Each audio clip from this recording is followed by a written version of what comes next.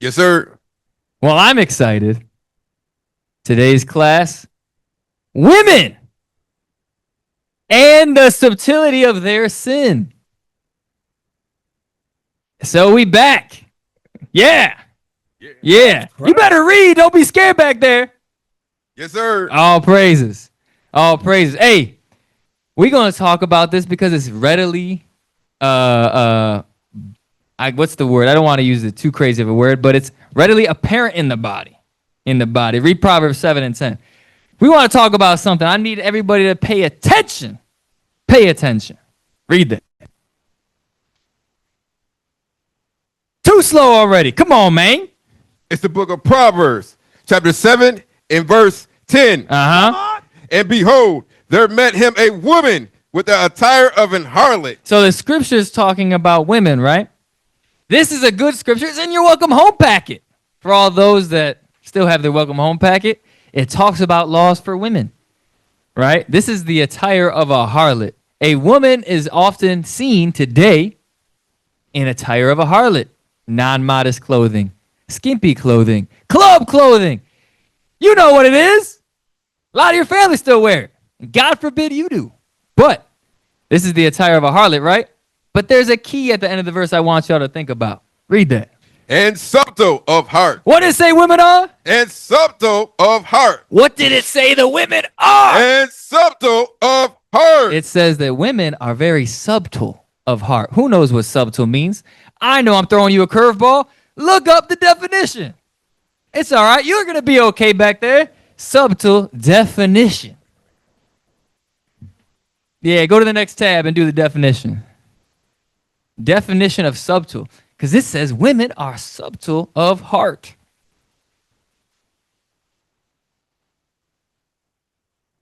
Subtle definition. Yeah. And give me the Merriam-Webster. Look at this. So, a couple words. It says subtle, elusive, cunning, crafty. It says women are all these things. Why? I'm going to give you some examples. It's going to be a great class. I'm going to give you some examples of how women are subtle and how it can plague a body and your relationships. So we're going to fix it. So read that verse one more time. Proverbs chapter 7 and verse 10. Uh-huh. And behold, there met him a woman with the attire of an harlot. Right. And subtle of heart. So women are subtle of heart. Let's go to the Bible commentary that I gave y'all on this verse. I just want to set the stage on you to understand what subtle means, what it means to be subtle. All right. My bad. I know I got some screenshots of the exact commentary I want you to go to. All right. Scroll up a little bit. Scroll up. Oh, go back down. Scroll down. Right here. Read subtle under Matthew Poole's commentary. Matthew's Poole commentary. With the attire of an harlot, with a habit and carriage agreeable to her quality and design. Uh-huh. Subtle, or wary, or reserved. So now subtle, wary, or reserved. Go ahead. As she showed in her following discourse, wherein she prospers all things that which invite him. And so now, remember the context of the scripture. If you don't know Proverbs 7, it is a woman trying to entice a man. That is Proverbs 7. We'll read the rest. The woman wore an attire of an harlot because she knows what she's working with and she knows how to entice a man. So she put on the clothes to do so. And then after that, it says this woman is also subtle of heart. So what does it mean? It means that she proposes all things, or she communicates all things that might invite him. Meaning women are good at talking. They talk and they're able to discern what they should say to invite conversation. But, read. Wherein she prospereth all things which might invite him. Uh-huh. And conceals. And what? And conceals. Go ahead. Whatsoever might discourage him. What does that mean today? Women are very good at saying the good things that don't draw attention to them, but they're also good at keeping back what they really think so that people don't get the jump on them. Women are very subtle. That's why women know. That's why y'all don't like each other a lot of the time. You can hear what people intend to say when they don't exactly say what they said. Y'all know what I'm talking about. Y'all know what I'm talking about. You heard somebody say something that I heard exactly what you said, even though you're going to deny it. And women are very crafty that if you really bring the hammer down that one conversation, that one statement, they might get away with it. Why? Oh, I didn't mean it like that. Are you triggered? I didn't mean it. No, you're just being very subtle, and women are very good at that. Very good at that. So go to where it talks about the Geneva Bible. Go up. Go slow. Come on, keep going up. No, that's not the one. It shows different on mine. Scroll up a little bit more.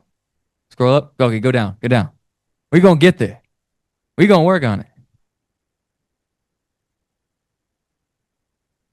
Wait, stay there.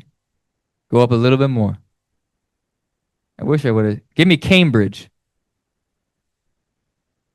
Cambridge. Hit Control F. Scroll up. There it is.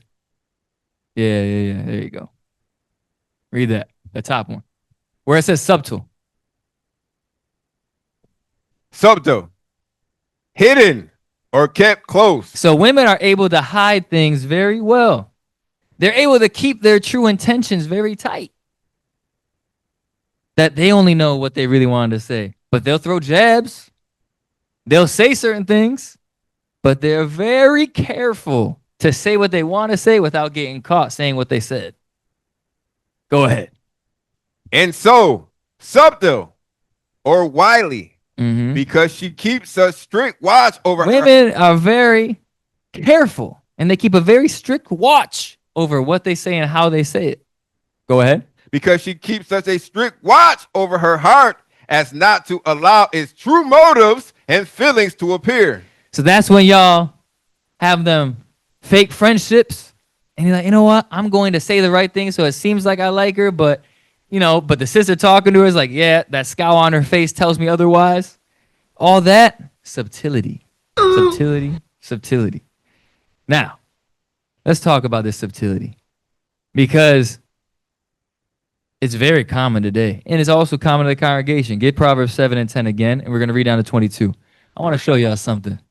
It's the book of Proverbs, chapter 7 and verse 10. And behold, there met him a woman with the attire of an harlot. Go ahead. And subtle of heart. Verse 11. She is loud and stubborn. Now, does this verse have parentheses in it? Yes, sir. Interesting.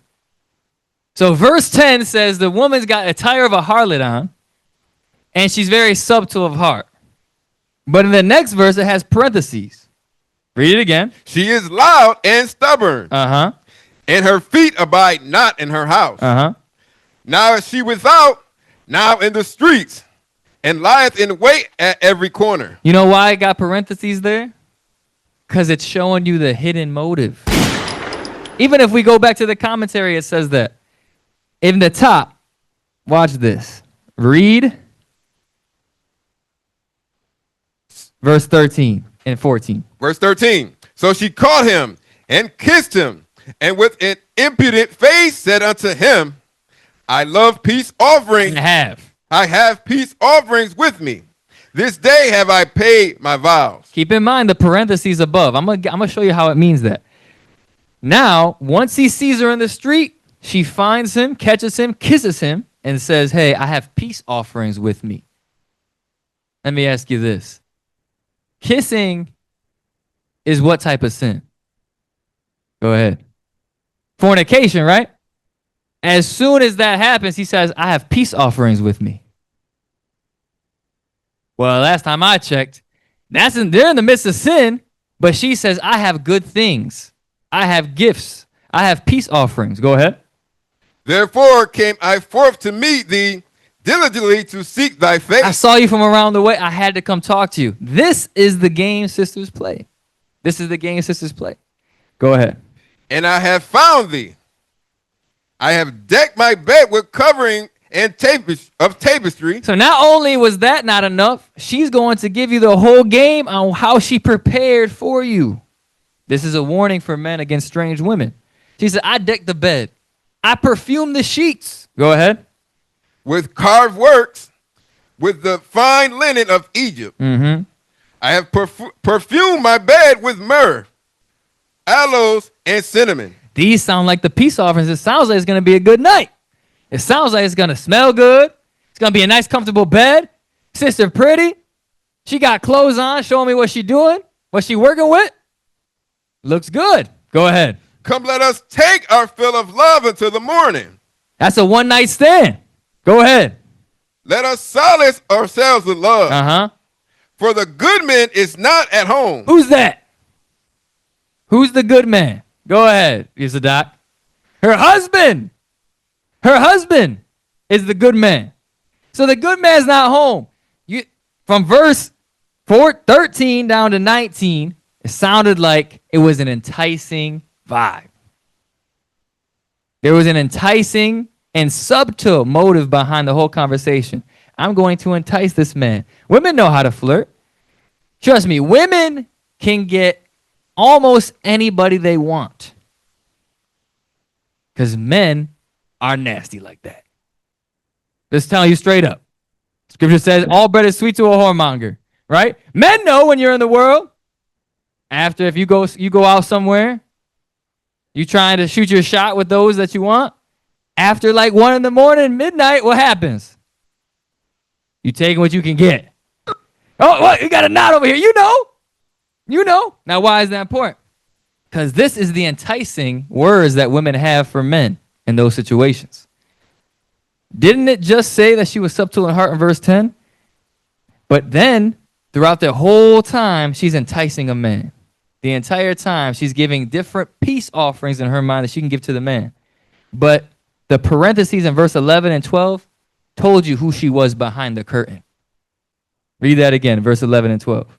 Proverbs chapter 7 and verse 11. Mm-hmm. She is loud and stubborn. Because usually those pretty sisters that enticed you in the beginning, they turn out to be argumentative, irritable, loud, stubborn, will not obey. Go ahead. Her feet abide not in her house. She a gossiper. She always talking about SH that don't pertain to her. And she don't have her business in her own house. Go ahead. Now is she without. Now she is without. Outside the house. Go ahead. Now in the street. She don't want to stay at home. She want to go work. I can't stand being in the house. I heard people say that before. Sisters, this cattle don't like being in the house. Well, because you for the streets. Go ahead. And lieth in wait at every corner. Because when you're out there in those situations, nothing good comes from it. And you're actually trying to find and serve your lust. This was the woman the whole time. But the front that she put on to the man was, I have peace offerings. Look what I've done. I've prepared. I had to talk to you. That's subtle of heart. That's women. And it doesn't even have to go into fornication. We're going to give you some examples of how that comes in just general conversation and how it could destroy a body. All right? So that is the persuasion and subtlety, an example of how women deal. I see certain people in positions of power. I'm going to try and get close to them, be very nice to them. But I'm going to disrespect my husband because really I want to do what the F I want to do, but I want to make sure they don't see it. That's subtle of heart. All right. Read down to verse 21.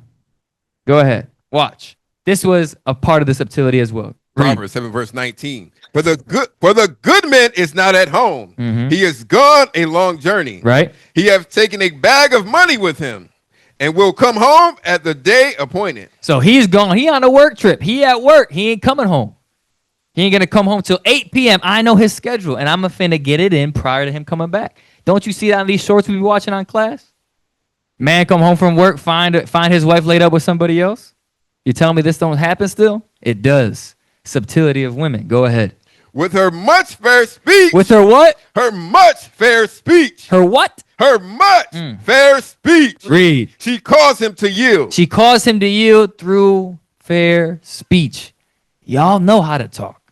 Y'all know the right things to say, but why? Because like the scripture said, you're subtle. You are very good at giving forth the things that people would think are profitable, or giving forth the things that people would think are intriguing about you, but you keep very tight things that would make people second guess about you. And that's subtlety. Go ahead. With the flattering of her lips. With her conversation. Go ahead. She forced him. She forced him. You think that sister was putting him in an arm bar, putting him in the bed? No.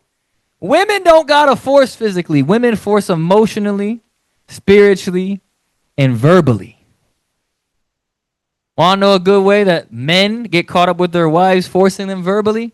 Hey, babe, I saw that there was an announcement at the school about X, Y, and Z. I didn't know that. Now you say, yeah, that's the announcement. When did that happen? Now I might say, what if the husband will say it's none of your business? Oh, okay, my bad. I was just making sure that I was in order. What that got to do with you being in order? It's trying with their attempts. Y'all know how y'all do. Always probing for information, asking questions you know the answer to, but you just want a little extra detail. You just want to, You know what I mean? I heard a question about the announcement today. We're doing class.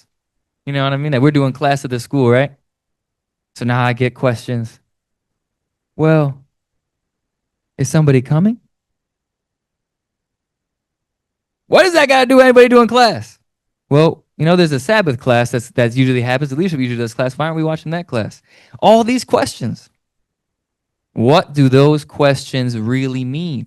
It's not that I'm excited about the class. I'm nosy about the reasoning behind it. That's subtlety of heart. And y'all are good for it. But that's why we're going over this class, because if y'all don't fend against it, y'all going to make big issues in the body. Watch. Read Genesis 3:1. I want to show y'all something. It's the book of Genesis, chapter 3 and verse 1. Uh-huh. Now the serpent was more subtle than any beast of the field. The serpent was what? More subtle than any beast of the field. It says Satan was more subtle than any beast of the field. Satan is more subtle than any man on earth. Satan is the subtle spirit, the old serpent from the beginning. Go ahead. Which the Lord God had made. Mm-hmm. And he said unto the woman. He said unto who? He said unto the woman. One more time. And he said unto the woman. You mean the most subtle beast of all things said unto who? The woman. That is subtle in heart.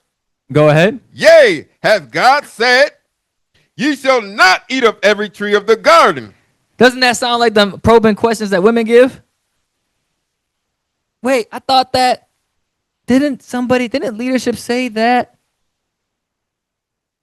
What meeting were you on? I'm on the meeting. You ain't on the meeting. Why are you asking about what my leadership said to me?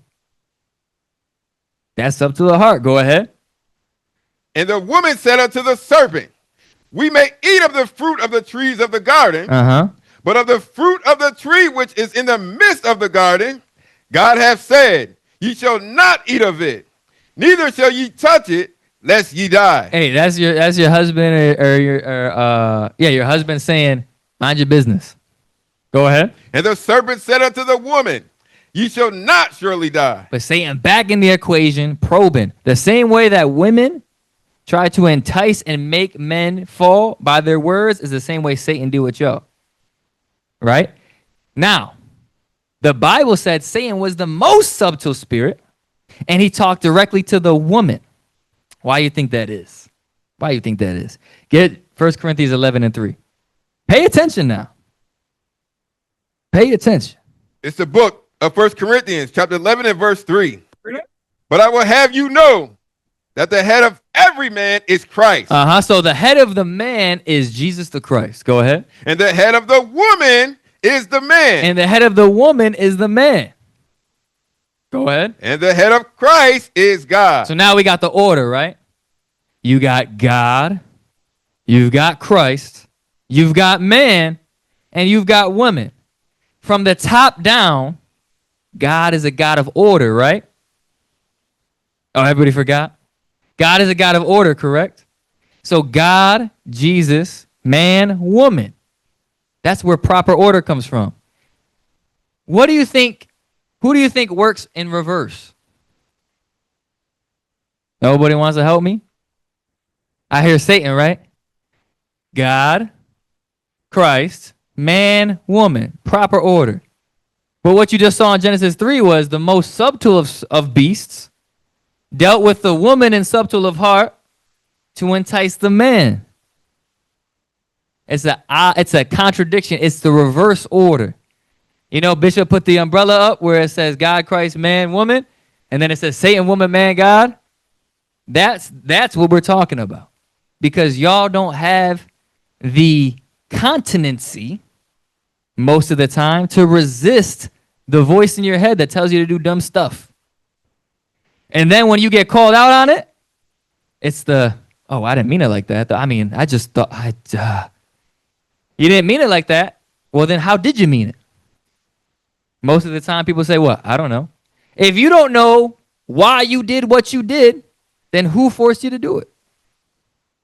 Or who has control over you, if not yourself? That's why women lack accountability. We'll talk about it. We're building. We're getting somewhere. Go ahead. Read that. Was that the end of that verse? Yes, sir. Read 2 Corinthians 11:3. It's the book of 2 Corinthians, chapter 11 and verse 3. Mm-hmm. But I fear, lest by any means, as a serpent beguiled Eve. As the what? Beguiled who? As a serpent beguiled Eve. So as the most subtle serpent of all beasts. Beguiled means what? Tricked. As the serpent tricked Eve. Go ahead. As the serpent beguiled Eve through his subtlety. Through his what? Subtlety. So the same way that the serpent beguiled Eve in subtlety. Go ahead. So your mind should be corrupted from the simplicity that is in Christ. I think it's 2 Timothy 2 and verse 12 where it talks about that beguiling that Satan did on Eve. Watch this. Y'all got to pay attention to what's going on. That's why y'all got to keep yourself chaste, number one. And number two, y'all got to keep your thoughts to yourself sometimes so you don't know where they're coming from. 2 Timothy chapter 2 and verse 12. If we suffer, we shall also reign with him. Is that it? Is it 1 Timothy 2? First? Give me first. 1 Timothy chapter 2 and verse 11. Let the woman learn in silence. Learn what? Learn in silence. Go ahead. With all subjection. But I suffer not a woman to teach, nor to exert authority over the man, but to be in silence. Go ahead.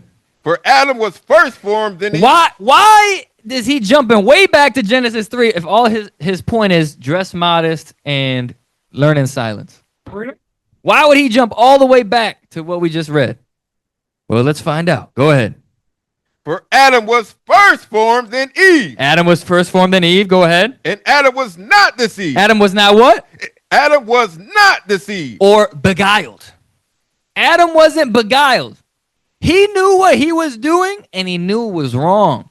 His weakness was his wife. His weakness was the woman. He would rather obey her than God. That was Adam's issue. He wasn't deceived. Go ahead. But the woman. But the what? But the woman. Go ahead. Being deceived. Being beguiled. And who beguiled the woman? The most subtle of serpents. The most subtle beast. That's why y'all have a susceptibility to subtlety. Sometimes y'all don't even understand your own motives. It's bananas. Sometimes we'll talk to y'all at a council. Hey, sis, why did you do that? I don't know. I just thought, you thought this, and this. Didn't we say last class not to do that? Yeah. Well, why did you think to do that? I don't know. What are we talking about?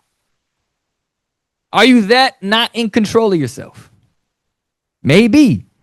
Scripture says that serpent beguiled Eve, but it said Adam was not deceived. But Eve being deceived, it was in the transgression. Go ahead. Was in the transgression. And that's why it says in Sirach that through women, sin came into the world, and through her we all die. Yeah, Adam was the first man to die. Yeah, Adam bowed his knee to the woman, but Satan entered the scene through the woman. It's the same today. We got good stuff going on the last year.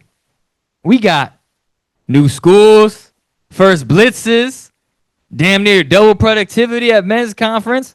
We got thing after thing after thing after thing in the right direction. And you know what's rearing its head? Women. Women. Why? Because the men are in order enough where we're getting SH done. With no excuses, no question, whether you want to do the work or not, the men that are going to do the work are doing it. That's right. However, the same way back then, the same way today, everybody's got an opinion. Now, all the women want to talk about the things they think they could do better. Not just one time, not just 2 times, not just 3 times, at least 4 to 5 times. I've heard different people say different stuff. Read that again. I'm sorry. Go ahead. 1 Timothy chapter 2, verse 15. Now, notwithstanding, she shall be... No, read verse 14. Verse 14. And Adam was not deceived, but the woman being deceived was in the transgression. You better be careful that Satan doesn't get a foothold in your spirit thinking that y'all know more, y'all can do more, y'all deserve more. All these is exactly what he hit y'all with in Genesis 3. Who told you can't eat from the tree? Who told you you're going to die? It's not that you're going to die. It's that you're going to become God too. And all y'all that offended, that don't want to say nothing, that scribbling the same word in your notepad right now because you can't bear yourself to take notes, might be you. Might be you. Because if it burns your spirit, somebody else is dwelling inside of you. Read Acts 13 and 10. Watch this. So we already talked about the order in God's world is God, Christ, man, woman. That's what you're starting to see change the community. Y'all saw Save the Projects. Y'all know what we did. I saw the chat. Y'all were very excited. That's good. Don't ruin it. Read that. The book of Acts, chapter 13 and verse 10. And said, "O full of all subtlety." Oh, what? All subtlety. He was talking to a man here. However, I want to show you what it says about subtlety. So he says, this man is full of subtlety. Read. And all mischief. All what? All mischief. Read. Thou child of the devil. Those filled with subtlety and mischief, he said, the child of the devil. Go ahead. Thou enemy of all righteousness. Enemy of righteousness. Why?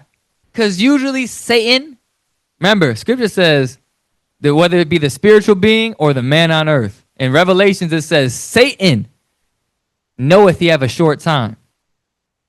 Right? Get that real quick, Revelation. I'm butchering it. Get that. Revelations 12. Watch. We're going to come right back here. I want to show y'all something.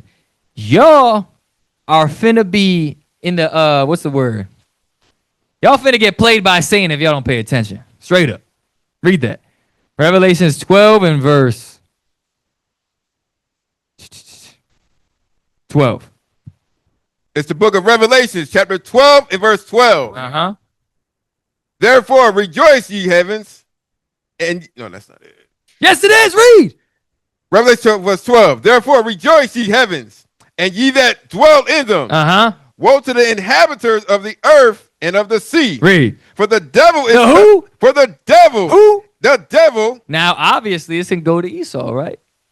But it's also the spiritual being. Go ahead. It's come down unto you, having great wrath, because he knoweth that he hath but a short time. So obviously, there's the physical element with Esau in the system. Satan come upon us because he knows he has a short time, or come down upon us. But the same way in Genesis 3, where Satan upset the marriage, Satan set the woman against the man, that's going to happen today too.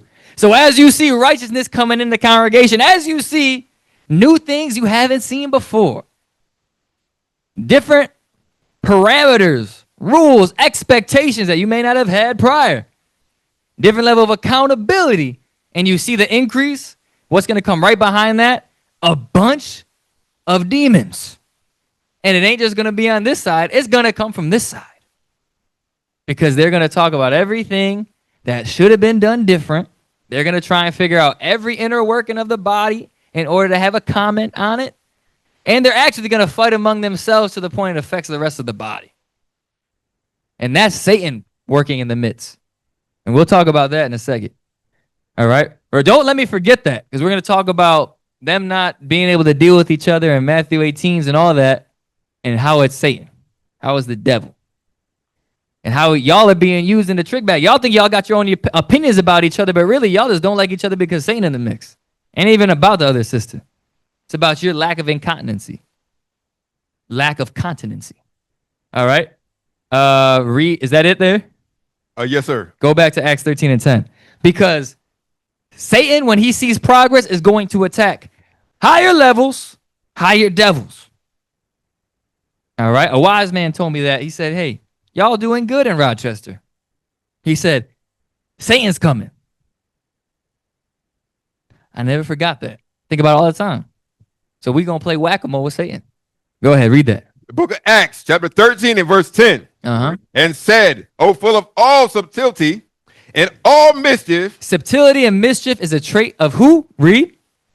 Thou child of the devil. The devil, go ahead. Thou enemy of all righteousness. And you're be set against the gospel no matter how much progress you or your husband got, you're going to be set against the gospel. Go ahead. Wilt thou not cease to pervert the right ways of the Lord? And now, behold, the hand of the Lord is upon thee, and thou shalt be blind. Not seeing the sun for a season. And immediately there fell on him a mist and a darkness. And he went about seeking some to lead him by the hand. Then the deputy, when he saw that was done, believed, being astonished at the doctrine of the Lord. No, that was it. My fault. Read 10 again. Acts 13, verse 10. And said, O full of all subtlety and all mischief, thou child of the devil, thou enemy of all righteousness, will thou not cease to pervert the right ways of the Lord? So that's what y'all leave yourself open to if you do not manage your spirit. Don't rule your spirit. Double check your thoughts before you say something. Straight up. Read Numbers 27 and 16. I want to show y'all something. We're just going to touch a couple things before we get into some story time. Story time. I'm trying to channel the same spirit that Bishop teaches with. I'm trying to get that story time in there. Got to get story time in. Go ahead. Numbers chapter 27 and verse 17.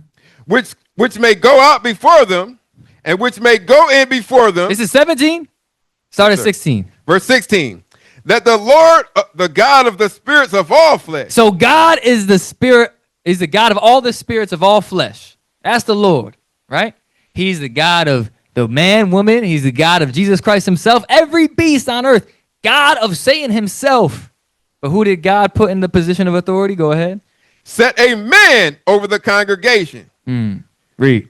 Which may go out before them, and which may go in before them, and which may lead them out, and which may bring them in, that the congregation of the Lord be not as sheep which have no shepherd. So when there's not a man in position, the congregation of the Lord is as a sheep without a shepherd. That's how Israel is today, because there's no fathers in the home.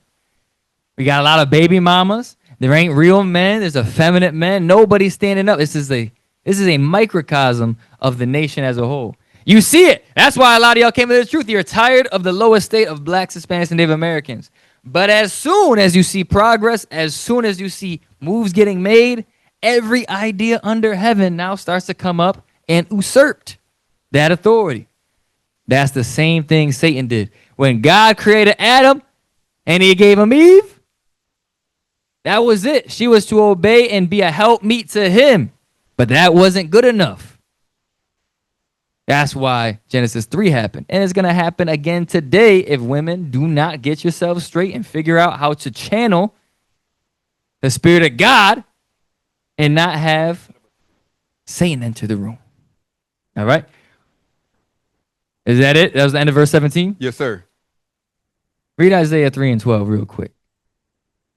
Because there might be somebody in the crowd saying, well, I have good ideas. You must not be talking about me. I'm talking about you. Read that. Isaiah chapter 3, verse 12. Come on. As for my people, Children are their oppressors. Mm-hmm. And women. Well, no, hey, listen, I'm sorry, sidebar, because it deals with children too, because there's single moms in the room. Even though your son may not be in the streets oppressing the block, sometimes a lot of y'all are handcuffed by your children. They run you more than you run them. That's why, even though you got child predators on the loose on Roblox, your son be playing Roblox in the crib under your nose just so he can get out your hair. That's a true story. Go ahead. And women rule over them. Oh, my point in saying that was because your son or your daughter has more rule over you than you of them. You'd rather do things that damage their spirit to get them out of your hair because they bother you so much versus taking charge, changing them so that you can have a house to your liking. But when children are your oppressors. Go ahead. Oh, my people. I'm sorry. Go ahead. Go back. After children are your oppressors, we didn't hit the women. We got to hit that again. The book of Isaiah, chapter 3 and verse 12. Mm-hmm. As for my people, children are their oppressors, and women rule over them. So guess what? You had all the great ideas for 350 years. I'm going to give you the benefit of that. We'll start after Jim Crow because there's still marriages a lot of time. They're in segregation. The last 30 to 40 years, y'all have had free reign in ideas. Y'all gave us LGBTQ, DEI, and single parent households. Appreciate you. So, they that lead thee cause thee to err.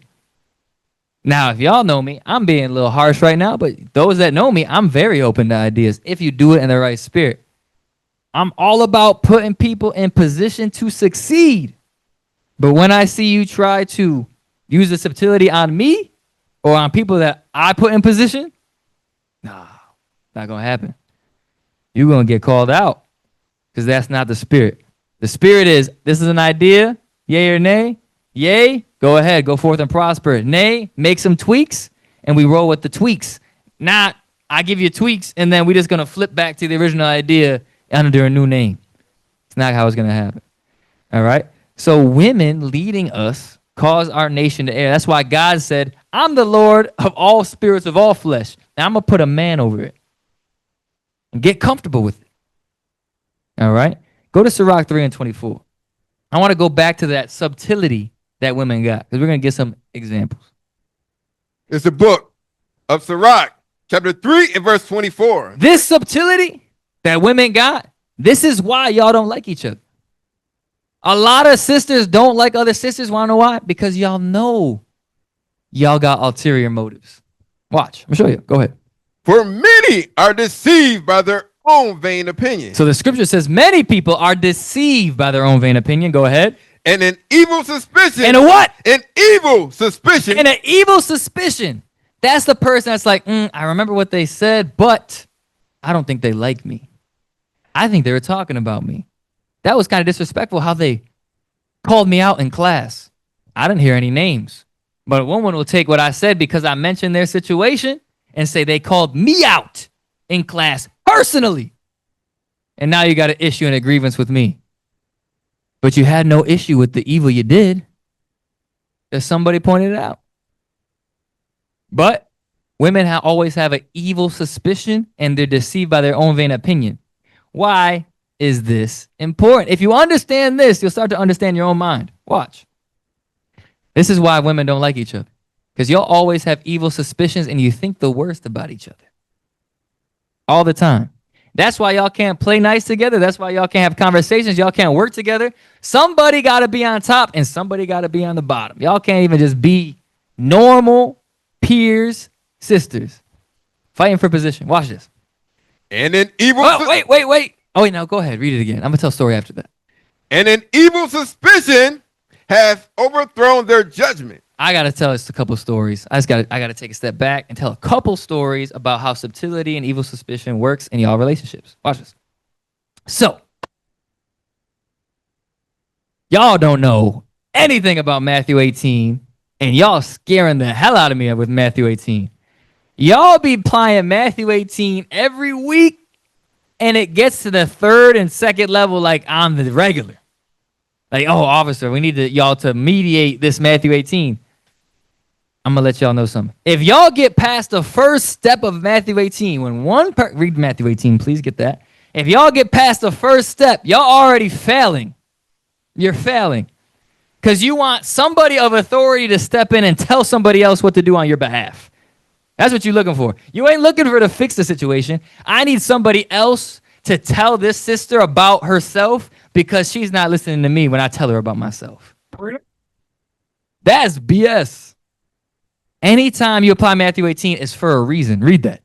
Matthew chapter 18 and verse 15. Mm-hmm. Moreover, if thy brother shall trespass against thee. That's what happens when you apply Matthew 18. You're offended. Somebody did something to you against the law, not because somebody said they didn't like your jacket. Maybe the jacket's not looking good. It doesn't mean I'm going to go apply Matthew 18 because I don't like that sister. It's about if they offend you according to the law, they lie on you, they steal from you, they gossip about you, they're murmuring against you. These are laws. It's not a personal grievance because I'm the one that's supposed to be talking in the circle and you talk too much. Well, that also could be. I ain't gonna lie. That could be. Especially if it's if a person in the circle is trying to do it and you just talking her off at the mouth and you're like, hey, sis, you got to calm down. I get that. But in terms of I'm just going to apply Matthew 18 for whatever little thing that I see fit because I'm aggravated, that's not what it's about. Go ahead. Read it from the top again. Moreover, if thy brother shall trespass against thee, go and tell him his fault between thee and him alone. No, with 5 people. Between thee and him alone. Read. If he shall hear thee. That's the point. The point was for y'all to be able to talk one-on-one, not be defensive, not have such an evil suspicion that you're like, yeah, she said sorry, but the way she said it, it had 3 R's, and that third R told me that she was not repentant. She said sorry. Like it was too long, and y'all got aggravated. But that's how sisters are, because y'all got evil suspicion. And then what y'all want to do is try and bring it up here, and then have us mediate a bunch of BS.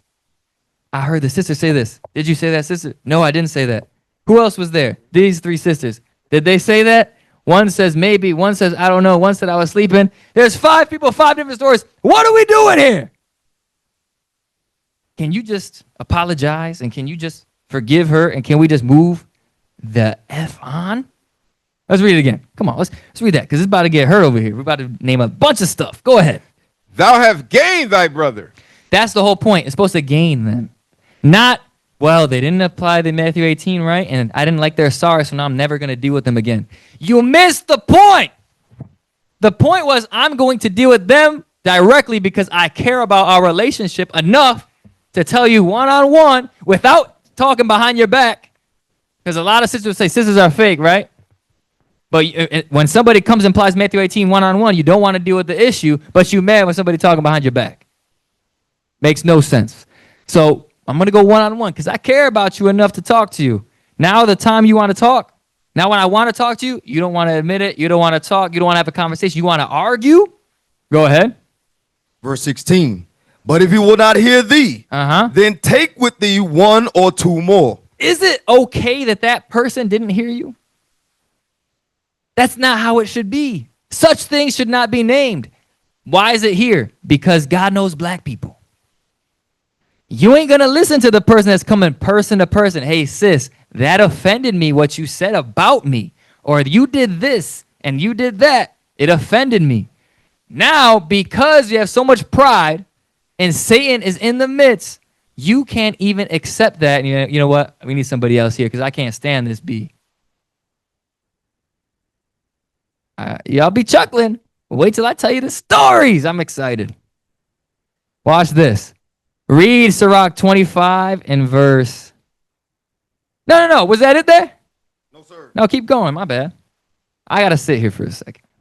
Sure. But if he will not hear thee, then take with thee one or two more, that in the mouth of 2 or 3 witnesses every word may be established. Because the only thing that we care about when a Matthew 18 comes up here is the matter established. We're not going to do the he said, she said, cat fight. No, y'all deal with that.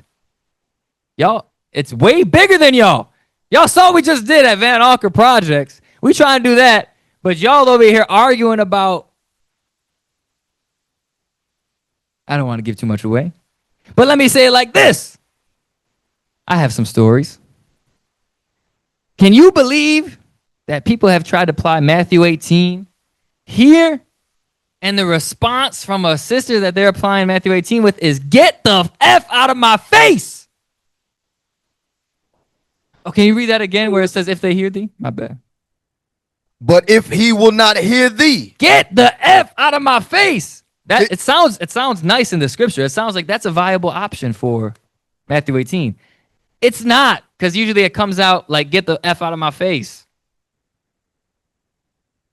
Read. But if he will not hear thee, then take with thee 1 or 2 more. And then in a different situation, people want us to mediate. I had to mediate a situation one time. Ain't gonna name no names. It was very anticlimactic. We got to the point where one sister is saying that another sister is kicking the chair intentionally, and it's aggravating me. And as a sister, if she's kicking the chair, and she's like, I got nervousness, whatever, I don't know, whatever this situation is. If she kicked the chair or if she didn't, why do you need me to talk about it with y'all? Y'all should be able to sort that out by yourself. Right? But want to know why it can't happen? Now, this is full circle. We're getting there. Read Sirach 3 and 24. This is why.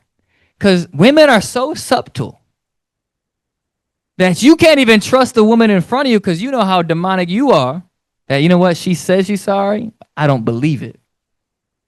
She says she didn't, but she did. She may have not done it exactly how I said it, but I know how she meant it.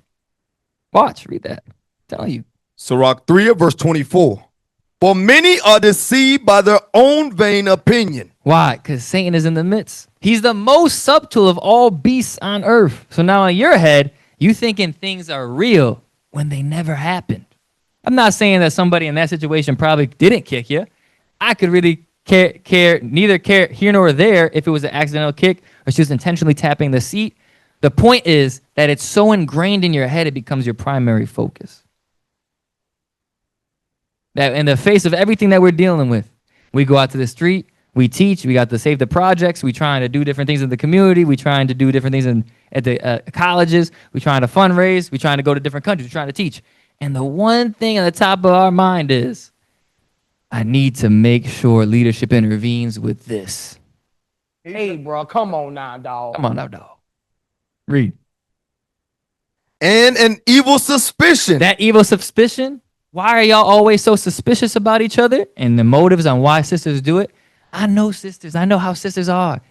All that stuff comes out your mouth. Why? Because that evil suspicion is grounded in, you know exactly how subtle you are. You know exactly how deceitful you are. So when you hear somebody else say something, I know that game. I play it. Not me. I'm saying y'all say that in your head. And that's why y'all cannot accept Matthew 18s. Rather than accept it, you want to hold it against a person. You want to have that evil suspicion. You don't want to squash the issue, but rather you bring it into the congregation to the point where now nobody wants to talk to nobody because there's 55 Matthew 18s every week. It's good to talk about your issues. Hold each other accountable. But when somebody comes to talk to you about your issues, open your ears. All right? Is that it on that? No, sir. Go ahead. And an evil suspicion hath overthrown their judgment. Now, this is where your judgment is overthrown, and we're in a Matthew 18, or we're in a council. I'm like, well, did they do this? Did they say that? Well, no, but. Well, they didn't do it like you said, but. I didn't hear it, but that's overthrown judgment. Overthrown judgment. Remember, the Bible said in 2 or 3 witnesses. It didn't say what you perceived. That's how you're going to be able to get out of your own head. What happened? Who witnessed it? And let's talk about it. Not, this is what I heard, this is what I thought, and I better make sure that point is driven across. And I'm going to go all the way up to leadership to make sure this point is driven. All right. Yeah, more stories, yo. We coming. What else we got here? Read Sirach 25 and 19. Yes, sir. No, 25 and 24. Yes, sir. Sirach 25 at verse 24. Go. Of the woman came the beginning of sin. We read that, Genesis 3, right? And how did that happen? He beguiled women. A lot of the times, y'all going to find yourself in situations where you might really not understand why you getting the smoke you getting. Because y'all don't have good control over your spirits. And you're easily swayed. Satan can get an advantage over women very quickly. That's what we're going over.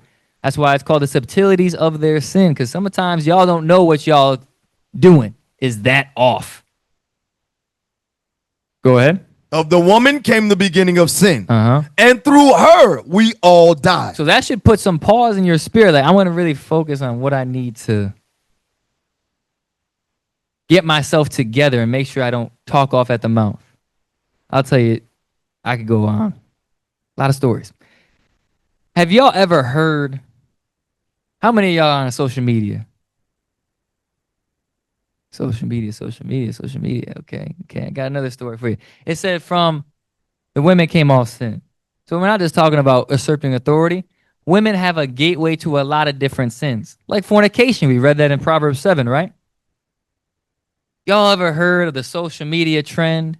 We listen and we don't judge. Who's heard of it? Sir, could you please tell us about we listen and we don't judge?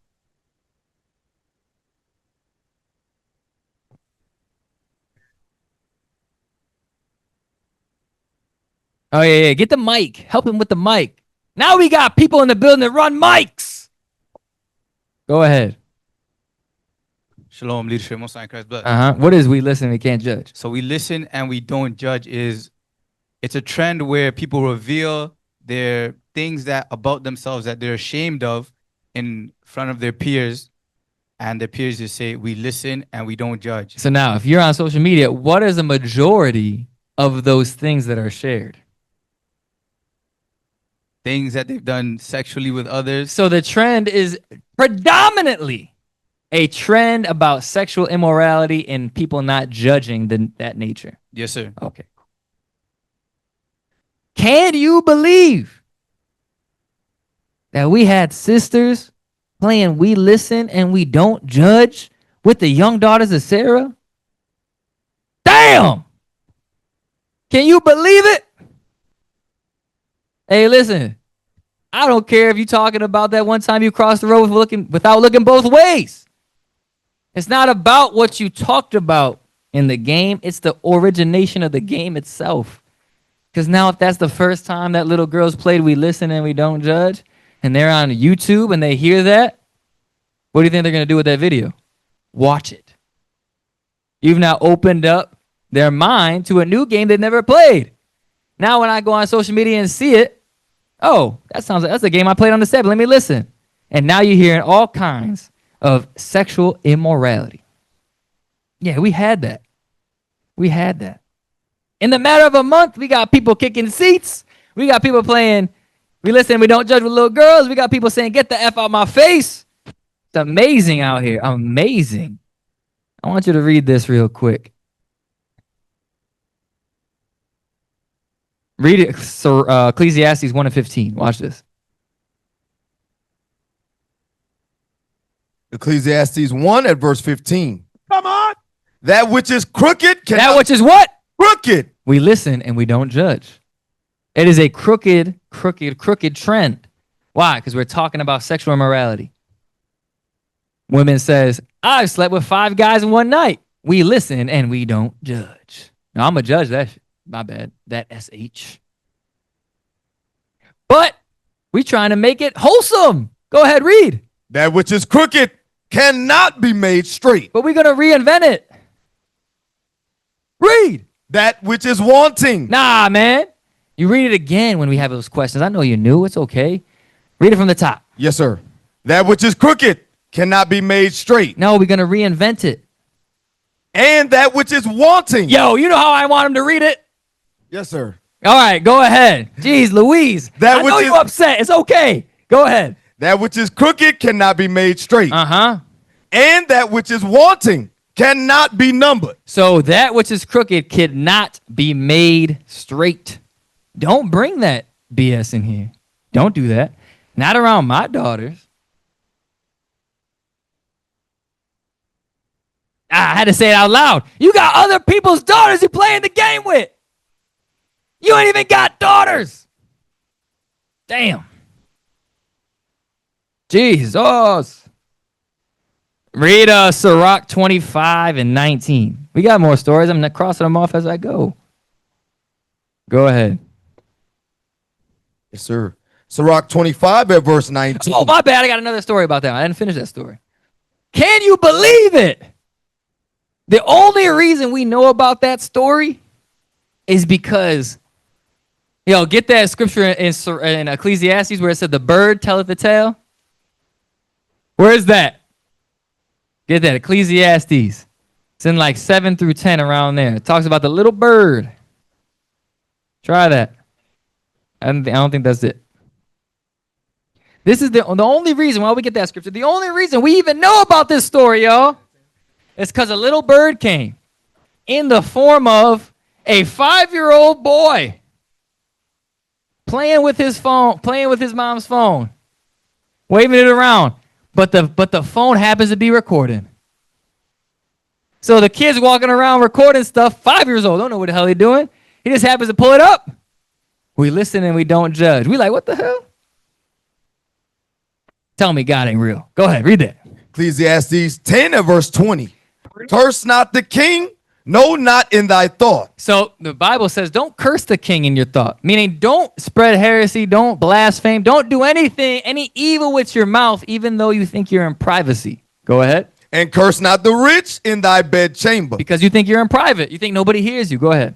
For a bird of the air shall carry the voice, and that which hath wings shall tell the matter. Meaning something's going to happen and this truth is going to come out. A secret's going to be made manifest. That bird happened to come in a 5-year-old and an iPhone. And guess what? The only reason we even know about that is because a sister that wasn't involved revealed it in going through her videos. Oh, snap. I found that video. I'm going to send it up. Did the honorable thing. Report it, right? But the people that played the game never reported it. So we didn't find out till 2 weeks later. Meaning what? If we would have never found out that somebody's playing that with our daughters. That's the end of that story. Read 25 and 19, Sirach 25 and 19. Yes, sir. Sirach 25 verse 19. Mm-hmm. All wickedness is but little to the wickedness of a woman. Are you starting to get the picture now? It's not just we're not just yelling at y'all. We got the receipts. Read it again. Yes, sir. All wickedness is but little to the wickedness of a woman. We got some more for you. We got some more for you. Can you believe it? That with all the good that we've been doing for the past year. I mean, at least I think we're doing good. I'm proud of a lot of y'all. I think we're doing good. Can you believe it? That we got sisters on phone calls saying stuff that didn't get done because of us. Can you believe it? I can't believe it. It's so. Say, yo, it is. Ask your husband why it's not happening. Damn. Hey. There you go. Ask your husband. Because my husband is trying so hard to get it done. He's doing his best, but you are shutting him down. This is in the midst of women. Imagine the discord that could cause. Thank God it was only among a small group. But if it was among the circle, could you imagine? Read that verse again. I'm sorry. Yes, sir.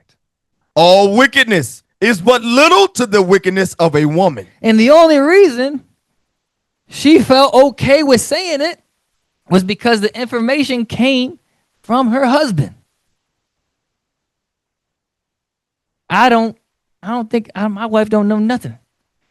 I told the story earlier. They didn't know I was talking about my wife, but I don't tell my wife nothing to the point where there's announcements in the announcements chat about us doing class. She's like, why is there class going on? I said, I don't know. She's like, are there people coming? No, I don't know. Who knows? You'll find out. And then I told her, I was like, yeah, this is going to be brought up in class now. But we ain't dealing with it, bro. For real. Read that verse one more time. Yes, sir. All wickedness is but little to the wickedness of a woman. Let the portion of a sinner fall upon her. So God forbid you let yourself get overcome and you bringing that stuff to your household. You're going to shame your husband. You're going to shame yourself. And hey, y'all were made for each other. Shame, shame, shame, shame, shame, shame. Now, read Ecclesiastes 7:26. Officer Deer, you mentioned that a while back, you're like, something going on over there. In the spirit. You know what I mean? In the spirit. Go ahead. Ecclesiastes 7, verse 26. Mm-hmm. And I find more bitter than death of the woman, whose heart is snares and nets. A woman's mind is what? Snares and nets. Whoa. Snares and nets. I think we heard this before. You just didn't hear it in that form. And go to the same Bible commentary that y'all had earlier, Proverbs 7 and 10. But this time, go to Ecclesiastes 7 and 26. So go up to Proverbs, click Proverbs, top left. Nope, top left. See what says Prov? Yep, scroll down to Ecclesiastes. There you go. Go to chapter 7. Scroll down. There you go. Y'all working good over there. Now go back to the top and scroll to 7:26. Watch this. Remember, it said subtle was what? It was a person that is hiding their true intentions. They're crafty. They're mischievous. They're cunning. Now, in Ecclesiastes 7:26, it says, I find nothing more bitter than death, the woman whose heart is snares and nets. What is the heart going into when it says snares and nets? You got it? Scroll up. Scroll. Right there. Up. You see right there on the left side where it says whose heart is snares and nets? Go up.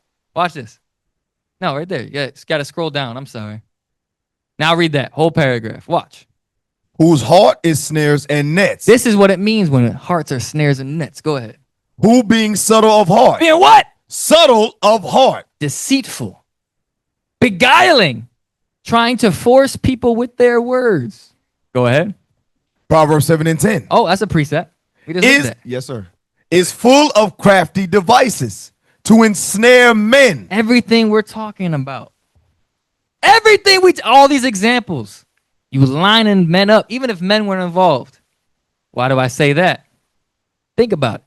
If we go back to we listen and we don't judge, you're doing it with men's children. Now, if that man's child does something evil and we never knew about that conversation, you know what would be a major influence in that person's sin? That situation. And whose house did you shame? Not yours. What about when we talked about the sister saying, ask your husband what's going on? Because my husband has been trying. That's ensnaring the men. Yo, leadership ain't right.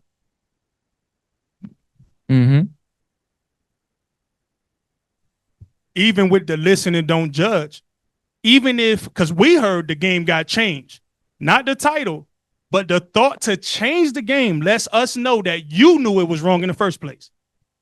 That's right. The issue. You knew it was wrong, and you knew how bad it was, and you brought it to kids. Go ahead, read that. Watch this. Yes, sir. Let's see how women ensnare men.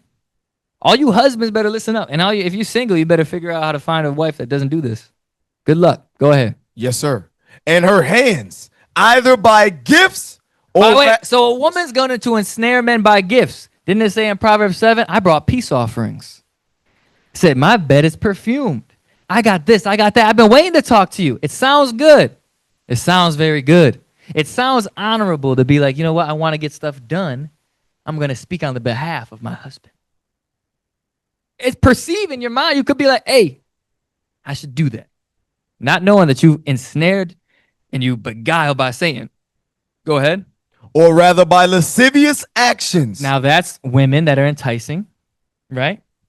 We've had that, right? What, last September, we got a sister in the body having sex with a married rank man. How does that happen? Evil. But women. The brother's at fault too. But that wasn't a first-time offender on the sister's side. Read that again. Yes, sir. Or rather by lascivious action. As bands. As what? Bands. Why do you see when certain men are around their wives, they get very censored? Quiet. Don't say much. I might say something out loud just to see if they're going to say something. You know what I mean? Well, you know. Why? You can't bring yourself to address the elephant in the room because she got you in chains. That's what bands means. Go ahead. Wherewith she holds them fast in cruel bondage. You know what another example of gifts is? You might be the best homemaker. You might be you got the cooking. You know how to do everything womanly. You could anything. Cook, make, sew, don't matter. But under that same exterior, that interior, you really got your husband on a leash. But how were you able to do it? Because all the good things you provide, all the peace offerings. Go ahead. So that they have neither power nor will to forsake her. That's why brothers, when brothers are whipped and they simping, they can't get out their own way. That's why Solomon's like, a woman is more bitter than death. And her mind is snares and nets. You playing mental gymnastics when you married. Trust me. When you married, you playing mental gymnastics. Why did she say it like that? Why is she asking me about this? She know I'm not going to say nothing. I had a situation, right? Hey, congratulations to Officer Caleb. You know what I mean? Y'all know what we're talking about. If you were here, congratulations. Congratulations. Yeah. You know what I mean? I didn't tell nobody. My wife asked me several times, I think, I ain't trying to put your business out there. I think this is going on. I'm like, I don't know. I knew it was going on. Then it comes out, right? Congregation knows. My wife said to me, she said, I can't believe you didn't tell me. I feel like I don't know you. I was like, good. But that's why I said being married is mental gymnastics. You say something like that seems harmless. What else would you say? Yeah, man, there's a lot going on right now. Go ahead. Hey, the same thing, right? This just happened, I think, yesterday. Where Gila at? She ducking, but I got to put her out there. So there's another element to their situation. But I spoke to the officer. So my wife tells me, you could tell when I respond the way I respond, I'm going to tell you, that her heart went to her feet. She tell me, I said, who told you? Right. Hey, that sister looked at me like, bro, oh God. Somebody saved me. Because we do not play them type of games. We don't. And if you allow that, officer, the things you allow in your house is dangerous. It's dangerous. And we done heard some wild stuff this last couple months. It starts with that, but by the end of it, she got you ensnared with bands. If you feel like if you cannot tell your wife exactly how you feel about a situation, whether it be harsh or okay, she got you. Like sometimes my wife look at me after I say something, she'd be like, I just can't believe you said it like that. I was like, I would rather tell you exactly how I feel. Don't mean I don't love you. Don't mean I ain't gonna deal with you. But we can get past that conversation now. Right? Now, damn, I forgot what I was going to say. Read that. Yes, sir. Notwithstanding all the dangers and mischiefs. Oh, I know what I was going to say now. I'm sorry. I'm back. Want to know how women do? This is how subtlety works. Be careful. Subtlety is like this. You may observe, it's a small congregation. You might be over there in sister circle. You might see somebody over there. You may not hear it, but you might see me, Officer Deer, another person correct your husband. We might be in the corner. Like you could tell he's like listening. We're like, yo, whatever. You may not hear it, but you see it. You know what you do later? Or during the week?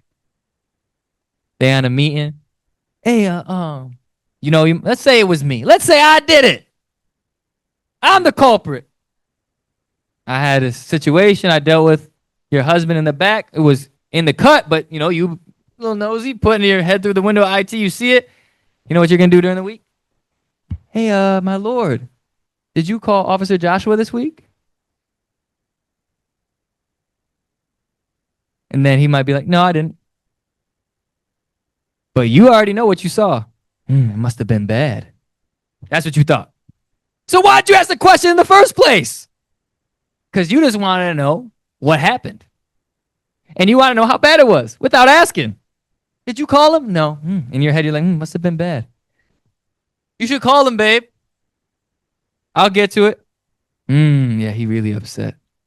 Now, guess what? You know what she gonna do? Because women are deceitful like that. I'm gonna make him the best dinner ever. You know what? Because I want to make sure he knows I'm the only one that got him. Tell you, hey, listen. Some of y'all might be off on like a hiatus when y'all be moving, and y'all don't think that y'all thinking this way. But when when it comes out on the back end and there's an inquisition made, and you're like, yeah, I guess I did do it like that. Satan got you in a trick bag. You got to be very conscious on how you move. Be conscious on how you move. It's none of your business. We gonna deal with this side, and y'all deal with that side, and we gonna deal with y'all too, like we are now. But y'all keep your business on that side. All right. Read Ecclesiastes 7:26 again. Keep this up. Yes, sir. Ecclesiastes 7 verse 26. And I find more bitter than death the woman, whose heart is snares and nets. Go ahead. And her hands as bands. And her hands as bands. She got you locked down. Go ahead. Whoso pleaseth God shall escape from her. Why? Because we read in the beginning that the order was God, Christ, man, woman.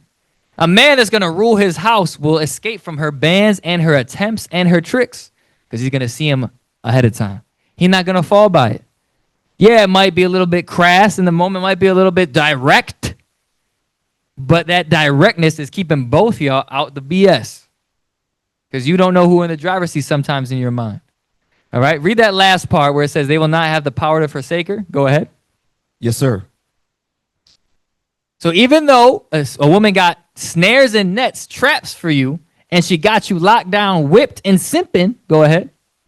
So that they have neither power nor will to forsake her, notwithstanding all the dangers and mischiefs. It don't matter how dangerous. She got you. She can do no wrong. It doesn't matter all the red flags. Hey, bro, it sounds like your wife is talking to me and not you. You got something you want to talk about? Go ahead. Which they know do attend upon such practices. So what it's saying, those are big words. He's saying no matter when a man is whipped and when y'all use your words to make him subdue to you. Doesn't matter how many dangers, how much mischief, doesn't matter how many red flags he sees, even though he knows the red flags, he's going to continue attending unto you. That's why a wicked woman is better than death. That's why y'all got to be aware of the subtlety that y'all come with. Y'all come with some heavy deceit.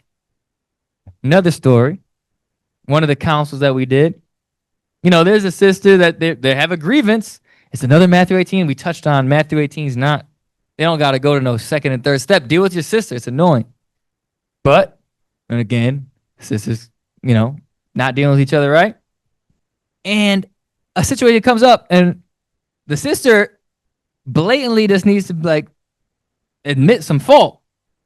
But the sister is looking at us like she has never committed any sin in her life. Like, I would never. I just don't. I think the sister said, I would never. What? That don't work on us. Yes, you. But that's subtlety. Knowing damn well you got issues, why would you ever put yourself in a light like, no, I could never do that. Me? That don't work on us. Yes, you. And now I'm looking at you even more closely because you are comfortable acting like you ain't got no issues. The hell is this? Because I got issues. And when somebody comes to me, you know what? I lend an ear. You know what? I probably did do that because I do deal with this, and this. Let me just check. Now, this part right here, I'm justified. This part over here, I'm not blameless. But sisters, sheesh. It's all or nothing. I'm either all the way right or you got to make me understand why I'm wrong. I don't understand it myself. You got to make me understand why I'm wrong. Stories. Anyway, go ahead. Is that, we got anything left on that? Verse 28? On verse 26, yes, sir. Okay, keep going all the way to 28. Yes, sir. Whoso pleaseth God shall escape from her, but the sinner shall be taken by her. Go ahead. Behold, this have I found, saith the preacher, counting one by one, to find out the account, which yet my soul seeketh, but I find not. One man among 1,000 have I found. So he says, I went around the whole earth to find one righteous. He said, I only found one man among 1,000 that are righteous. Go ahead. But a woman, But among all the women, among all those have I not found. he said, I didn't find one yet. He said, I didn't find one. Why? Because y'all are all ingrained with a level of deceit. Ingrained with it. And y'all got to accept that. It doesn't mean you ain't good for nothing. It means you got to recognize your shortcomings and fix it. All right? Read Proverbs 27:15. We're going to talk about something real quick too. Because a lot of brothers, especially brothers that are married, stop giving your wife the benefit of the doubt and stop relying on your wife more than the men. Also, I don't care how many shaloms, how deep the bow is. I don't care how much you smile when I see you. It's not about how you interact with me. Because the minute you interact with me in a good manner, first thing in my head is, I'm going to watch how she do with her husband. Watch. Read that. Go ahead. Watch. Proverbs 27 and verse 15. A continual dropping in a very rainy day, and a contentious woman are alike. He says the same way when you hear that faucet dripping, that rain on that metal roof, that continual dropping, how annoying that is. He said a contentious woman is just like that. Just as annoying, just as persistent. But go ahead. Read that. Watch this. Watch. Yes, sir. Go ahead. Whosoever hideth her, Who would be the one hiding her? The husband. The husband hiding the wife. Yeah, that wife is really good. She make good, food. She dinner. She been doing better. That's always the thing. She been doing better. Go ahead. whosoever hideth her, hideth the wind. Hideth the wind. You can't hide the wind. That wind rip around the corner. You don't even got to be outside. You be in the cut. Rip around the corner.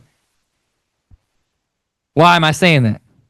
Because don't think you deceiving anybody. You got all them shaloms, you really nice. And especially if you're a single sister, I'm watching how you deal with the sisters and how you deal with the men in leadership. And I'm watching how you deal with your husbands if you married. Because I've had so many sisters. They give that nice shalom. And then you hear about the sisters storming out the house screaming at the brother. The hell? What's going on?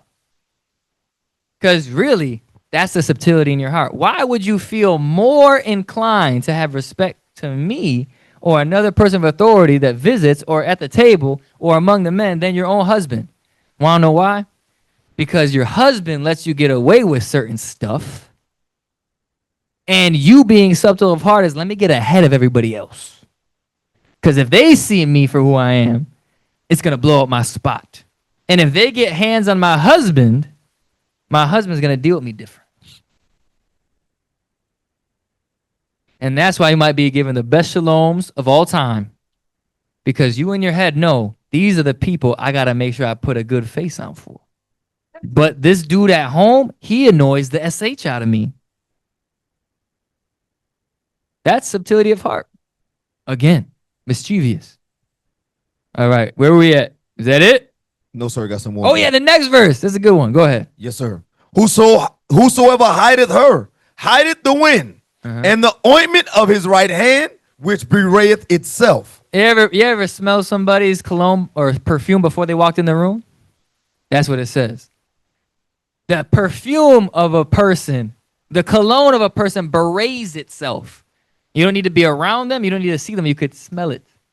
The same way where it don't matter if you try and hide your wife. If your wife tries to be really nice around the men, but we could see how she rushed you out of school, how when you talking to her, she talking over you, how she's suggesting things to you and you don't really think too much of it, but she really running the decisions. All that. That's the cologne or the perfume beraying itself. So it don't matter how you shalom me. I could care less. I'm going to give you the shalom, be cordial, cool. But it has no bearing. All right? So, I got to go way faster because we got to shut this down. Go ahead. Want to go?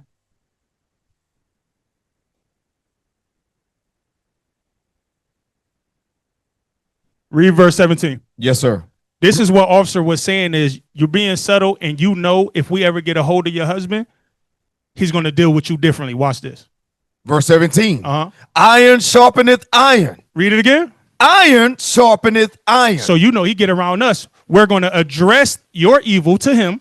We're going to give him counsel and scriptures on how to be better, and he's going to deal with you differently. And that's what you fear. Finish that? So a man sharpeneth the countenance of his friend. Why? Why that needs to happen? Go to Sirach 26. Let me show you something real quick. Sirach 26. And read verse 23. Yes, sir. Because it sharpens the countenance of a friend, right? Read. Sirach 26, verse 23. And this is how we know you a demon at home. Watch this. Read. A wicked woman is given as a portion to a wicked man. Give me Sirach 25 and 23. My apologies. Yes, but that's sir. a good scripture too. Give me that. Sirach 25 and 23. Come on. A wicked woman abated the courage. A wicked woman does what? Abated the courage. So the brother is now weak. His shaloms ain't the same. When you talk to him, he's shifty in the way he look. Read. Make it an heavy countenance. And a wounded heart. Now the brother offices is all over the place. He cannot function. He can't think. When you put him up to teach, he not teaching like himself. Why? Because the whole time he been battling the dragon at home. That's how it go. Read on. A woman that will not comfort her husband in distress. You see that? Read. Maketh weak hands and feeble knees. So we can acknowledge by the way your husband move is how you dealing at the house. Because he's not the same amongst us. Meaning he's battling something within himself or he's fighting a dragon at the house. Let's get into some biblical examples. Read Proverbs 5 and 1. I just want to give you some examples of manipulation in scriptures. How sisters use subtlety to get what they want, push their agenda, and try and usurp authority. Proverbs 5 and verse 1. My son, attend unto my wisdom, and bow thine ear to mine understanding, that thou mayest regard discretion, and that thy lips may keep knowledge. Read. For the lips of a strange woman drop as in honeycomb. Sounds good. Manipulation. They're very good with their words. I remember I dealt with a brother. I said, yo, your wife did X, Y, and Z. He said, what? She told me that she just corrected the situation. I was like, no, I got video that she was a part of the situation. But it sounded good. It sounded good to him. Oh, yeah, no, I trust her. Yeah, cool. Boom. Nah, she pulls one over on him. We came with the receipts. But a strange woman or a wicked woman, her mouth is as honey. Go ahead. For the lips of a strange woman drop as in honeycomb, and her mouth is smoother than oil, but her end is bitter as wormwood. Read fast. We got to go faster. Go ahead. Yes, sir. Sharp as a two-edged sword. Her feet go down to death. Her steps take hold on hell. So this is an example where it said that even though there's lots of dangers and red flags, a man that is taken in her bands will not regard the warning. Go ahead. Yes, sir. Her feet go down to death. Her steps take hold on hell, lest thou shouldest ponder the path of life. Her ways are movable, that thou canst not know them. Hear me now, therefore, O ye children, and depart not from the words of my mouth. Remove that. Also, I want to touch on the bottom of 6. You can't know her ways. Why? Because she always trying to stay ahead of you mentally. That's the subtle. I'm going to give them what they need and have a good benefit of the doubt. But everything internally that I know is off with me, I'm going to hide it. And I'm conscious of it. Go ahead. Remove thy way far from her, and come not nigh the door of her house. Read. Lest thou give thine honor unto others, and thy years unto the cruel. Lest strangers be filled with thy wealth. And you know that goes into, even sidebar, all them baby traps and then divorce, when people trying to marry rich people and divorce. That's why it says that lest another man be filled with thy wealth. Because that wicked woman sounded good. It sounded good. The Shannon Sharps, the Travis Hunters, all that you see,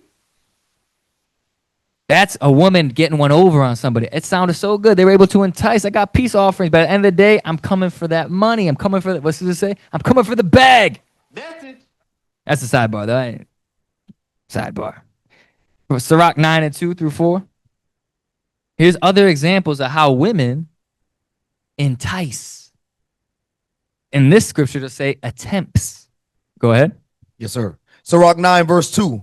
Give not thy soul unto a woman. Why does it keep saying that? How many times it got to say, hey, don't put no confidence in these sisters.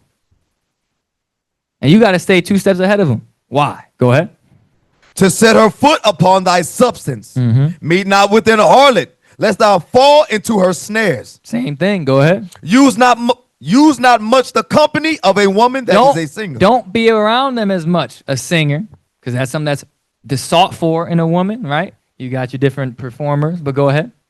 Lest thou be taken with her attempts. With her what? With her attempts. The scripture is very, very, very clear that women have a way with their words and how they get across their attempts. It's not direct. It's slow. They'll chip away at you. They try and get a foothold in your spirit. That's the same way Satan do. Satan comes for a season and he hits you with those darts, those little things until it amounts to more. You do it lust. Well, I'm not going to get you to go commit adultery, but I'm going to get you on social media looking at behind. And just when you get comfortable with that, I'm going to have you watch porn. And then just when you get committed to that, I'm going to have you talk to the person on the job. That's how Satan comes, right? We know how that rolls. Now, women come the same way.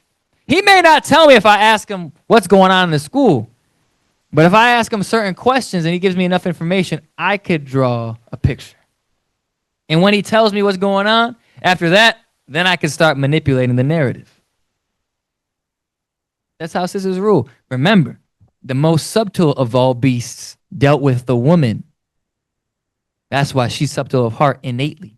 You working with the wrong side. Y'all don't deal with God directly, just so y'all know. Y'all don't deal with God directly. God, Christ, man, woman. Y'all don't get revelations from God. God deals in order. That's why he says, let your husband teach you at home. And if you're single, you get taught by other men. Any of these revelations that you think you do better, do more, side thing, whatever, it didn't come from God. God don't work bottom up. God work top down. All right. Read 1 Kings 21. 1 through, I want to jump around, but I want to show you Jezebel. And I want to keep it in the frame of mind of subtlety, attempt, manipulation, words. We see your motives, even though you're on the crew. Guess what? Just fix it. Just fix it. I just want y'all to know we see and we watching. But that don't mean we don't appreciate you. Y'all make some food after this happened. Good food. Fundraiser's been on point. Right? But I will eat your food. What is it, Deacon? How did Deacon Lava say it? I will drink your drink and I will judge you. Yeah. I'm so good. All praise. Read that. 21:1, sir? Yes, sir. Yes, sir. 1 Kings 21, verse 1. And it came to pass after these things that Naboth the Jezreelite had a vineyard, which was in Jezreel, hard by the palace of Ahab, king of Samaria. Go ahead. And Ahab spake unto Naboth, saying, Give me thy vineyard, that I may have it for a garden of herbs, because it is near unto my house. And I will give thee for it a better vineyard than it.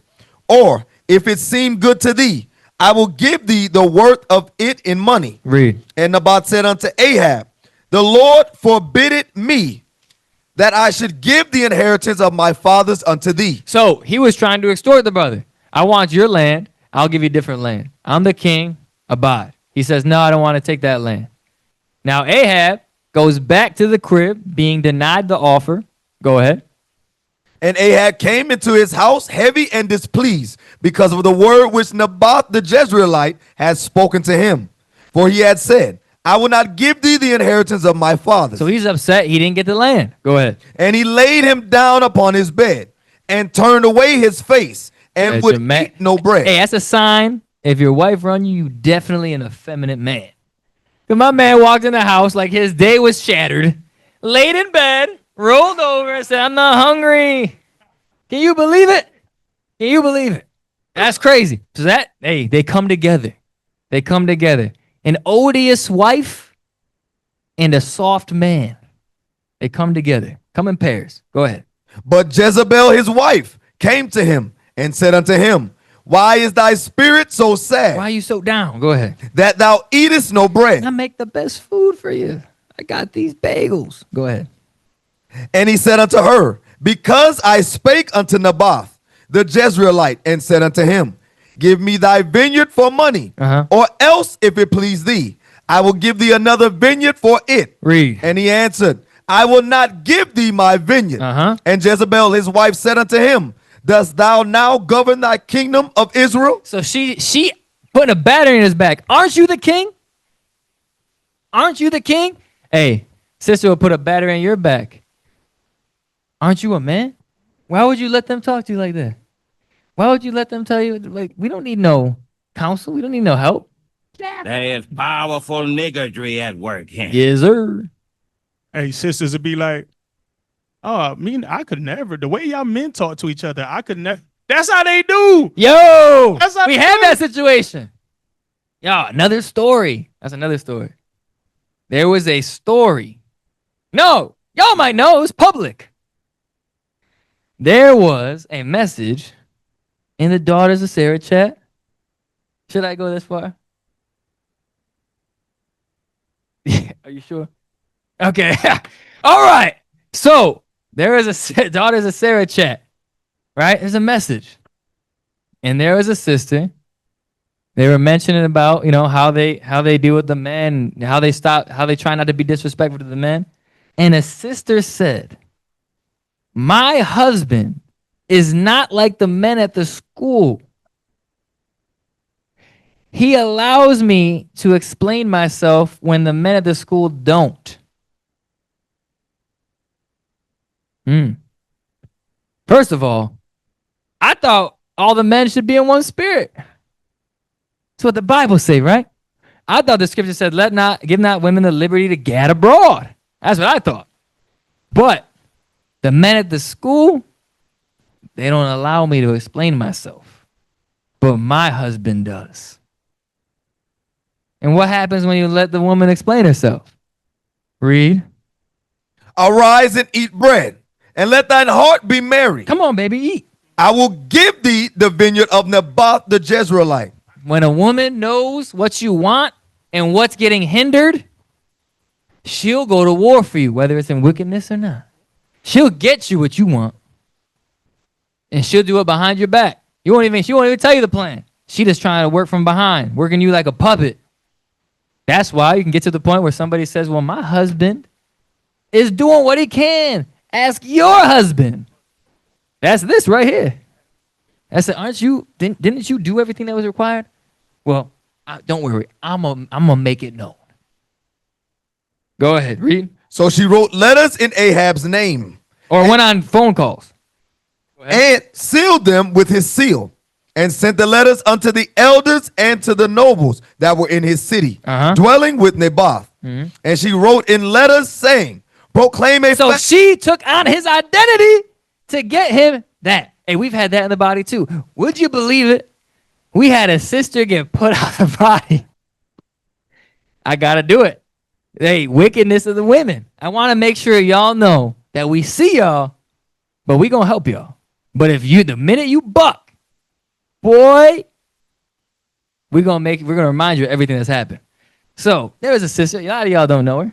She was way back. Sister got put out the body. Why?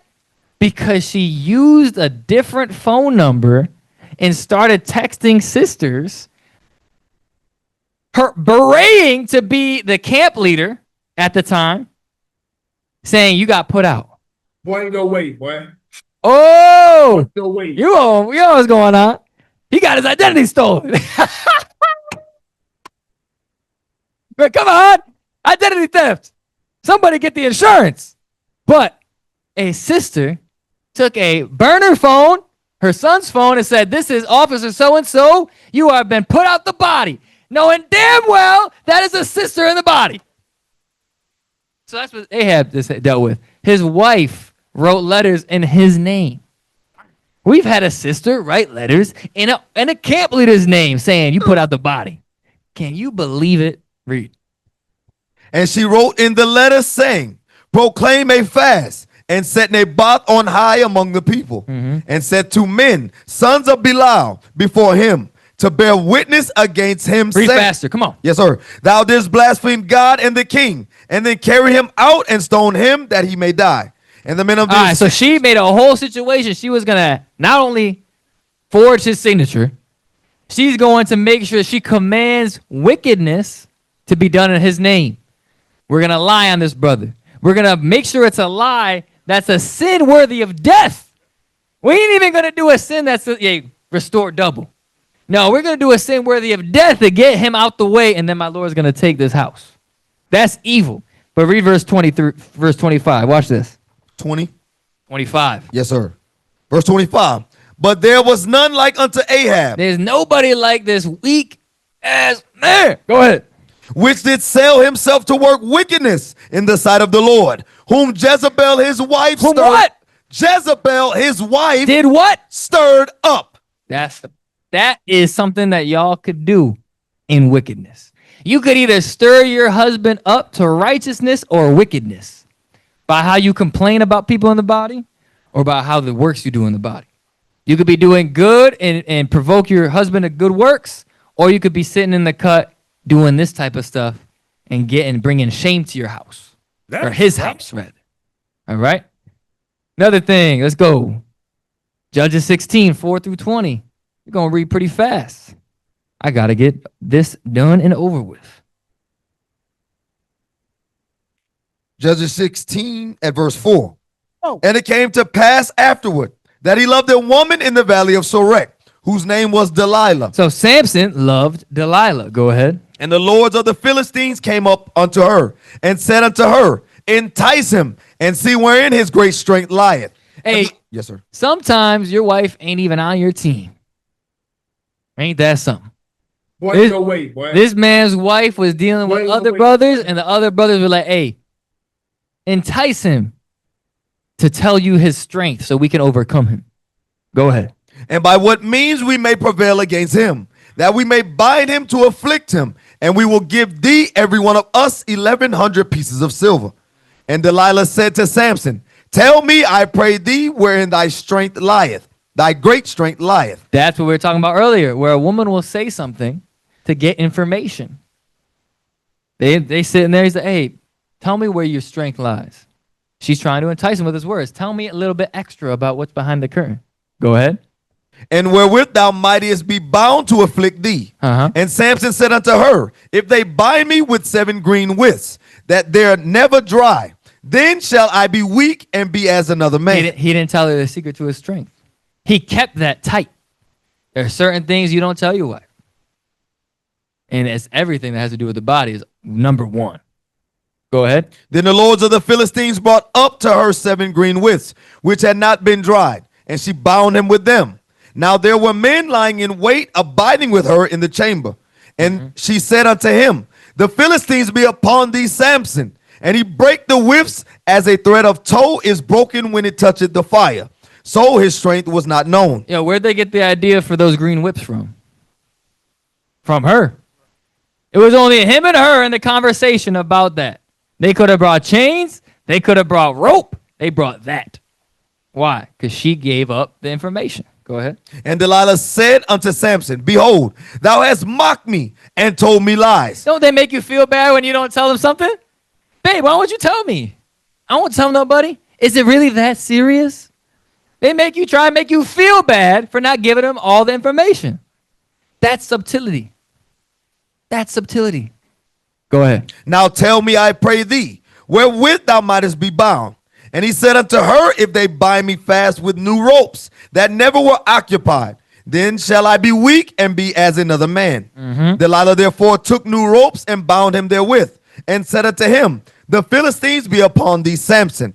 And there were liars in wait abiding in the chamber, and he brake them from off his arms like a thread. Read. And Delilah said unto Samson, hitherto thou hast mocked me and told me lies. Tell me wherewith thou mightest be bound. And he said unto her, if thou weavest the 7 locks of my head with the web. And she fastened it with the pin and said unto him, the Philistines be upon thee, Samson. And he awaked out of his sleep. And So after all these are signs that she giving up information. It's only them talking, and every time he gives that information, something happens according to it. And I want to jump because I'm running out of time. Read verse 18, 19, and 20. Yes, sir. Verse 18. And when Delilah saw that he had told her all his heart, she sent and called for the lords of the Philistines, saying, come up this once, for he hath showed me all his heart. Then the lords of the Philistines came up unto her and brought money in their hand, and she made him sleep upon her knees. This is the key. She wasn't getting no information from him. She kept asking. So what did she do? Put him to bed on her lap. Go ahead. And she called for a man, and she caused him to shave off the 7 locks of his head. And she began to afflict him, and his strength went from him. And she said, the Philistines... Oh, sorry. Wait one second. Yes, sir. I must have missed it. 16 is the key. My bad. Yes, sir. That's the end product, but read 16. Go ahead. Verse 16. And it came to pass when she pressed him daily. Did what? Pressed him daily. She pressed him daily. Read. With her words. Conversation. Making him feel, asking questions, not getting an answer. Making him feel bad. Asking the same question, asking it differently. Less detail, more detail. Angrily, softly. Press him daily with his words. Read. And urged him so that his soul was vexed unto death. That's why a wicked woman is more bitter than death. So now after all that, he gave her up the secret. And what happened?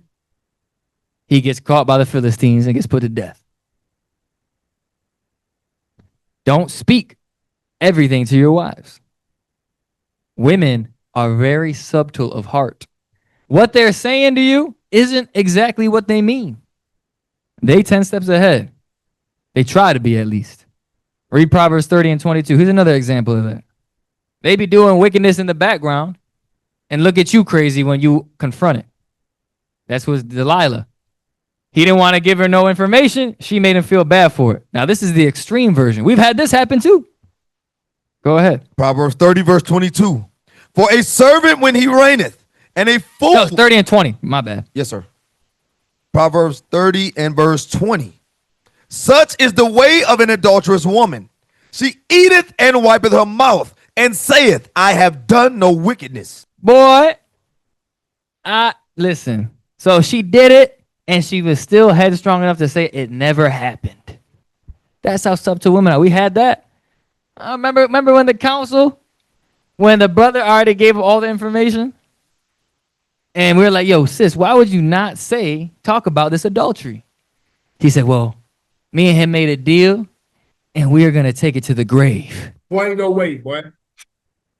Jesus! So, that's how you know. Y'all got to be very careful with the influences that y'all keep. Y'all got to keep your mind tight in these scriptures. All right? Read Sirach 25, 24, 25. We're going to end it there. I got a couple words after the recording is done, though. Yes, sir. And all those sisters that are coming after the class, share. Please share. Share everything we talked about. Share the examples. You know what I mean? I want to make sure everybody is on the same page. Go ahead. Sirach 25 and verse 24. Of the woman came the beginning of sin, and through her we all die. Read. Give the water no passage. Do what? Give the water no passage. So knowing everything we know after today, all the subtlety, all the tricks, the attempts, the mischievousness, what's the word?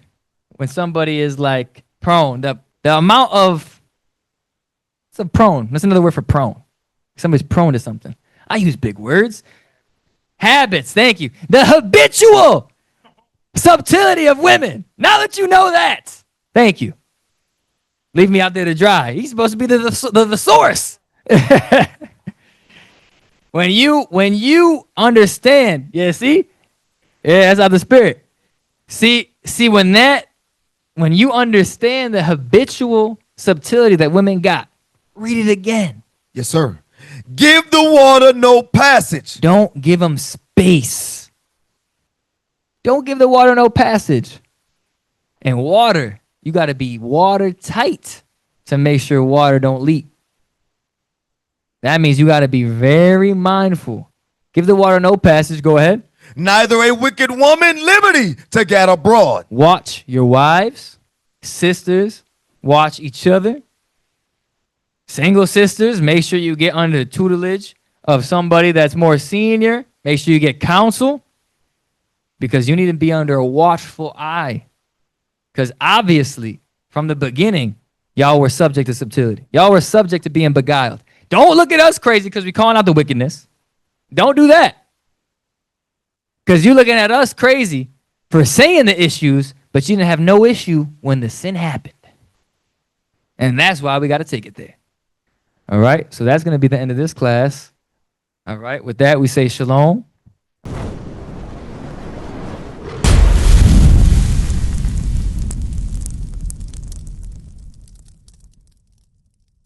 What is a nation?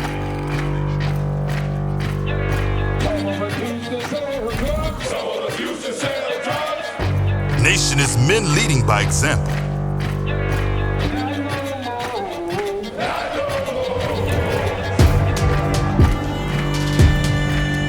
Nation is family.